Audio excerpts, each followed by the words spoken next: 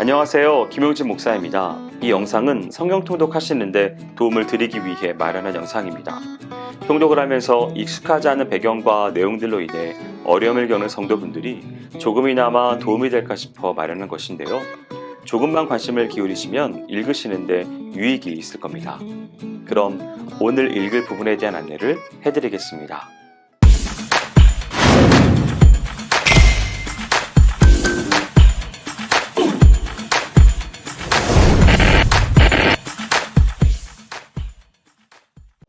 오늘 읽을 본문은 사도행전 1장에서 3장까지입니다. 사도행전 1장은 예수님의 승천과 오순절 성령 강림 사이의 전환기적 상황의 사건들을 보도하고 있습니다. 1절에서 11절은 저자 누가가 자신이 저자임을 밝히고 누가복음 말미에 약술되었던 주님의 부활 및 승천 기사를 주의 성령 강림의 약속을 중심으로 보다 구체적으로 상술하고 있습니다. 누가는 주의 부활 승천 기사 중 예수님의 부활 이후의 행적과 예수님의 승천 장면을 주님께서 거듭하여 당신의 사도들에게 성령 강림의 약속과 복음 전파의 명령을 주셨다는 측면에서 집중 강조하여 다시 한번 부연 설명하고 있습니다. 12절에서 14절은 예수님의 승천 이후 성령 강림이 있었던 오순절까지 약 10일간의 과도기 동안의 상황에 대한 개략적 보도로서 예수님의 성령 강림 약속과 선교 명령을 받은 사도들과 무리들이 주의 성령 강림 약속을 믿고 마음을 같이하여 기도에 힘썼던 사실을 소개합니다. 예수님의 승천이라는 위대한 사건을 목격한 사람들은 그의 분부에 따라 예루살렘을 떠나지 않고 주님의 약속대로 성령이 임하시기까지 모여 기다리며 기도하였습니다. 이때 기도했던 무리들은 사도들과 예수님의 모친과 형제 그리고 예수님을 줬던 여인들로 성령을 받은 후에 복음을 널리 확장시키는 기수들이 되었습니다.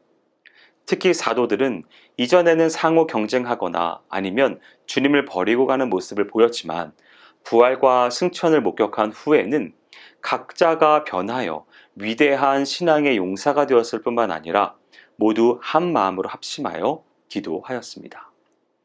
15절에서 26절은 마가의 다락방에 모여 기도하던 자들이 가룟 유다의 배반과 죽음으로 결혼이 생긴 사도직을 보궐한 사건을 소개하고 있습니다.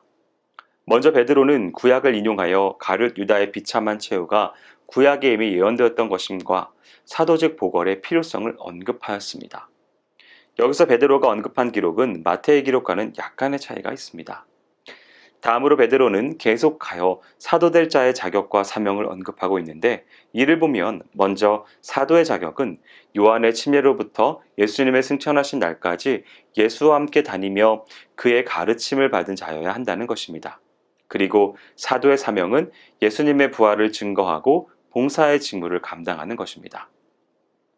이와 같은 자격 조건 하에서 마띠아가 선출됩니다. 요셉과 마띠아가 청거되었지만 11사도를 비롯한 120문도는 기도한 끝에 제비를 뽑아 마띠아를 사도로 세운 것입니다. 이 장은 주님의 약속대로 오순절 성령 강림 사건이 이루어져 먼저 주의 사도와 120문도가 크게 변화되어 예루살렘에서부터 초대교회가 태동하게 된 역동적 사건을 보도합니다. 1절에서 4절은 오순절 성령 강림 사건을 소개하고 있습니다. 성령은 하늘로부터 급하고 강한 바람 같은 소리가 나고 불의 혀같이 갈라지는 것이 나타나는 이적적인 현상을 동반하며 모여있던 12사도를 비롯한 120문도 위에 임하였습니다. 성령 강림은 다음과 같은 의미가 있습니다. 첫째, 오순절 성령 강림은 주님의 구속사역의 성취로 태초 아담의 범죄 이후에 발생한 하나님과 인간 사이의 근본적인 관계 단절의 원인이 제거된 결과인 동시에 이는 훗날 하나님의 나라가 완전히 도래할 때 성삼위 하나님과 인간이 온전한 교제를 나누게 될 것을 예시합니다. 둘째, 성령 강림은 하나님의 새 언약의 공동체인 교회의 탄생을 알리는 순간이 됩니다. 마지막으로 성령 강림은 구속사를 이끌어가는 주체가 성령 하나님으로 바뀌게 됨을 의미합니다. 5절에서 13절은 성령 강림의 결과로 나타난 제자들의 변화에 대한 사람들의 반응을 소개하고 있습니다. 성령 강림이 있었던 예루살렘에는 당시 오순절을 지키기 위해 세계 각국으로부터 예루살렘에 와 있었던 흩어진 유대인들과 유대교로 개종한 자들이 운집해 있었습니다. 그러한 가운데 성령 강림 사건이 일어나 제자들이 성령의 충만함을 받아 만국방언으로 하나님의 큰 일을 말하자 이를 목격한 큰 무리 가운데 어떤 이들은 기이히 여긴 반면 또 어떤 이들은 새술에 취했다고 비웃는 양면적인 반응을 보입니다. 14절에서 36절은 베드로가 설교를 통하여 성령의 역사와 예수 그리스도의 구속에 대하여 변증하는 장면을 소개하고 있습니다. 이러한 베드로의 설교는 모두 구약의 말씀을 인용한 것입니다.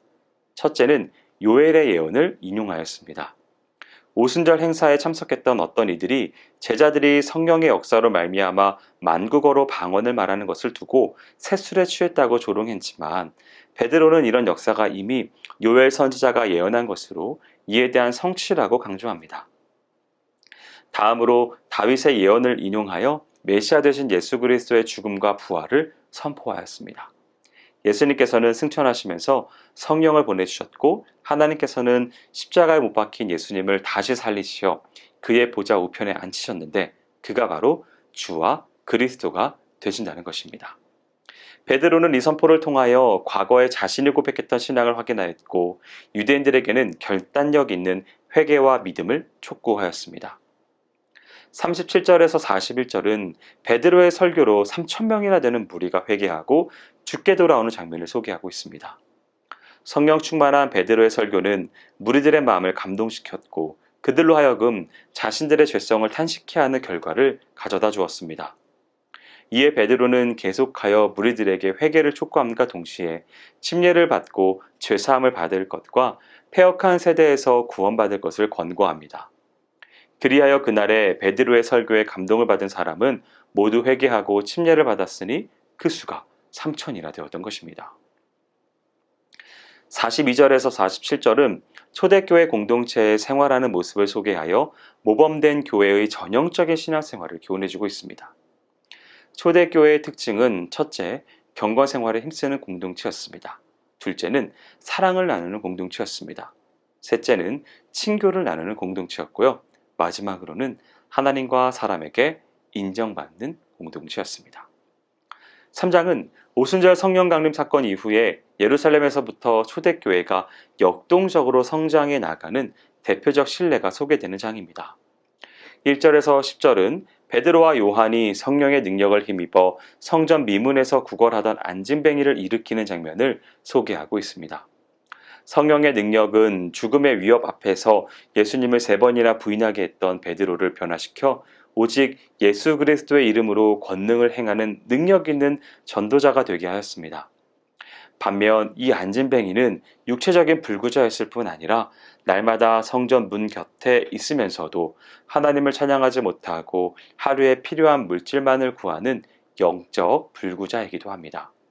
그러나 이제 그가 예수 그리스도의 은혜를 입었을 때에 육신의 질병을 치유받음과 동시에 성령의 능력을 체험하여 영혼의 질병까지 치유받는 구원의 역사가 이루어졌습니다. 이를 치유한 베드로의 치유 능력은 온전히 예수님의 이름을 힘입은 데서 나온 것입니다. 예수님도 공생의 기간 중에 치유의 이적을 통하여 당신의 메시아 되심을 드러내셨는데 베드로도 이런 치유 사역의 연속성을 통하여 예수님만이 구원자 되심을 보여주신 것입니다. 11절에서 26절은 베드로가 안진뱅이 치유 이적을 보고 놀라는 무리에게 행한 설교입니다. 여기서 베드로는 먼저 유대인의 범죄를 지적함과 아울러 예수 그리스도의 구주 되심을 선포합니다. 이어서 유대인의 회개를 요청합니다. 마지막으로 언약의 성취자이신 예수 그리스도를 선포합니다. 유대인들이 무고하게 죽인 예수가 바로 아브라함을 통하여 약속된 언약의 자손이며 모세와 같은 선지자임을 강조하여 예수님의 메시아됨을 다시 증거한 것입니다. 이는 예수 그리스도를 유대교적 배경에서 설명하는 것으로 설교의 대상이 유대인이기에 유리한 것입니다. 여기까지 사도행전 1장에서 3장까지 성경 통독을 하실 때에 도움이 될 만한 내용을 전해드렸습니다. 혹시 이 외에 질문이 있으시거나 나누고 싶은 이야기가 있으시면 밴드나 댓글로 달아주시면 필요한 도움을 드리겠습니다. 그럼 내일 다시 만나도록 하겠습니다. 동독 화이팅 하세요.